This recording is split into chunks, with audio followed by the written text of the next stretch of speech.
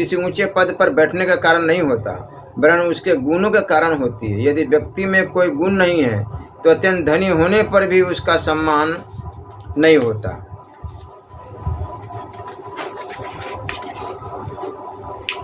मनुष्य के गुणों के संबंध में एक और महत्वपूर्ण बात कही है। उनका कहना है कि गुणी वस्तु उसी को समझना चाहिए जिसके गुणों की प्रशंसा दूसरे लोग और महत्व रखती है।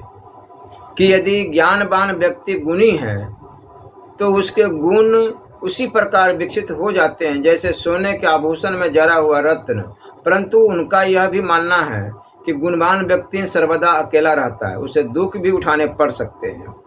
धन संग्रह करना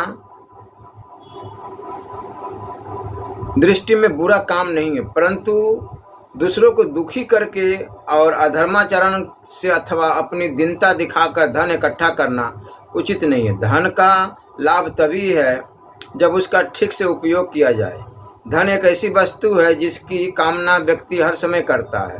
धन के संबंध में उसकी इच्छा कभी पूर्ण नहीं होती। धन का सही उपयोग यही है जिसे परोपकार में लगाया जाए। धन के ही संबंध में आगे चलकर और महत्वपूर्ण बात कहते हैं कि संसार में तिनका एक अत्यंत हल्की वस्तु है, परंतु तिनके से भी रुई अधिक हल्की होती है। रुई से भी हल्का दूसरों से धन की याचना करने वाला व्यक्ति होता है। वायु तिनके और रुई को उड़ाकर ले जाती है, परंतु याचक को क्यों नहीं उड़ाती? इसका कारण संभवतः यह है कि वायु को डर लगता है कि याचक उससे कुछ मांग न बैठे। इस प्रकार उन्होंने याचक को सबसे अधिक अपमानित व्यक्ति माना है। कुछ लोग हर समय हर स्थान पर अपने दरिद्र होने का प्रमाण देते रहते हैं। इस प्रकार के स्वभाव वाले व्यक्ति किसी से दो मीठी बातें करने से भी कतराते रहते हैं, जबकि मीठी बात कहने से भी किसी प्रकार का मूल्य चुकाना नहीं पड़ता।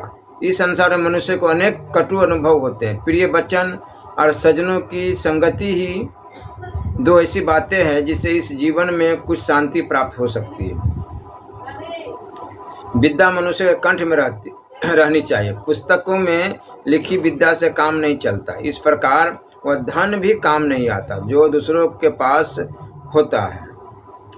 घर में सुंदर सती, पतिव्रता पत्नी, धन संपत्ति, विनयशील पुत्र और पौत्र पौत्री आदि तो हो तो स्वर्गलोक में भी इससे अधिक सुख नहीं मिलता।